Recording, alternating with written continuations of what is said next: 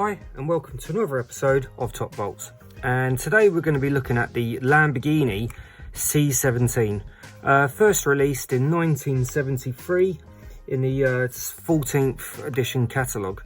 A lot of these cars were very similar, with the bottoms being open, very similar sort of basic designs on top, except this one's got quite a nice few little bits of detail, like you've got the air intakes on the side here and the headlights. There's quite a bit of detail have gone into that, and also you've got the driver and the half open windows, which I've always quite liked. It's actually a half open window on the driver's side only, which is a nice little touch really.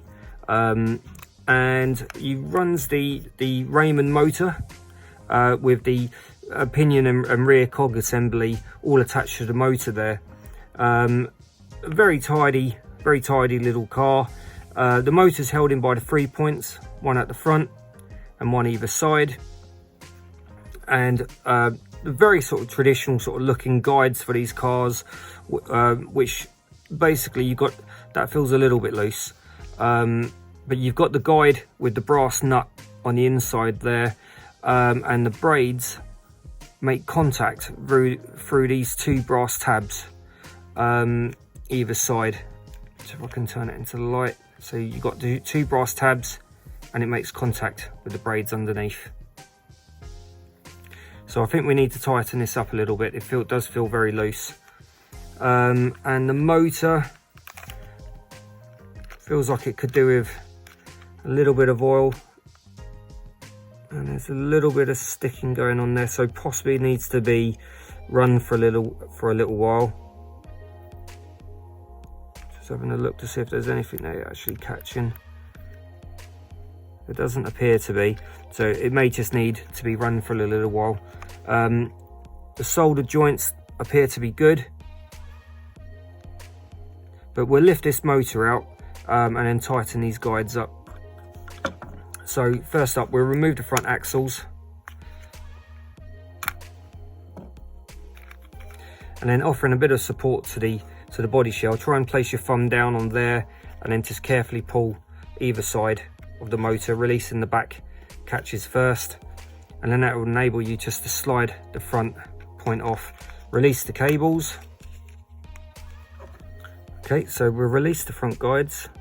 So you just want to place your tool just under that catch, and then just nicely lift. You don't have to place a lot of pressure on there at all, and that should then release the other side as well. So we'll put the body shell to one side and we'll have a little look at this. Sometimes you can tighten this guide up just by placing your fingers on the nut and then turning. Now this time I may have to use a socket on that, it seems a bit stiff.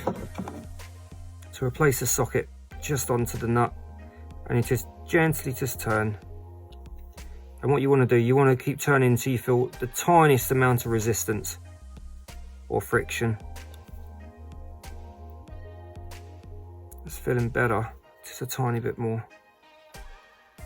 And you don't want to go too crazy on this because that's a brass nut onto a plastic thread. Now that feels much better. There's a tiny bit of friction there, which is all you need, because the weight of the car will keep the connection points between the braids and those brass tabs. Okay, and then while we've got it out, we'll place a tiny bit of oil just on the spine of the motor, just inside there. Literally a tiny little drop, and a piece either side of the axle. There you go. And that's a very light oil, and you only literally want the tiniest amount of drops. And if you do that on a regular basis, it will keep this motor running quite sweet, even if you do it just after each run. So we just place this back in. So we'll put the motor back in first, slide in the front guide on first, locating the back clips, and place your fingers right behind where you've got the 2 points that you need to put pressure on, and then push. And then we'll do the same with the guides. So line the 2 points up, place your fingers along the back, and then press. Perfect. And then we'll put the wires back into these two slots.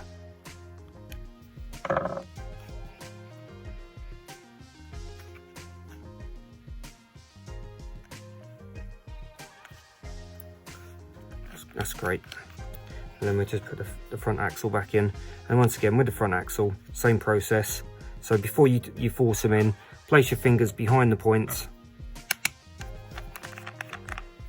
Perfect. Okay, so that's all ready to go. So we'll run the motor up just to make sure it is operating as it should, and that there isn't any more servicing that we need to do to that motor. For example, pull the brushes out and clean them, or even get inside there to give that a clean, which we'll do on another video. Actually, I'll take one of these motors apart and have a go at cleaning inside and show you guys. But let's run this up and just make sure the motor's operating as it should. Okay, so we'll start with the volts low. I'll lift the rear wheel slightly. Okay, that came on very nice. So I'll let it just run at very low revs for the moment, and I'll slowly increase.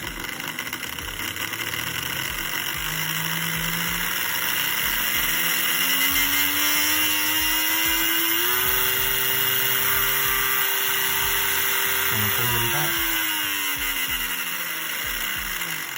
That's perfect. Okay, well, thank you very much for watching my video. I do hope you've enjoyed the content and enjoy looking at these old vintage cars. I really do enjoy working on these. Probably I enjoy working on them more than I do using them, if I'm honest. But they are a joy to look at, a joy to collect as well. And also, you know, sourcing parts and keeping these old cars going is great fun. If you have any useful information or tips or content that you would like to share, please put it down in the comments section. I'll try my best to get back to you, but any information on this old car is always welcomed, and it'll help me and it'll help others. Well, thank you very much, and I'll see you at the next one.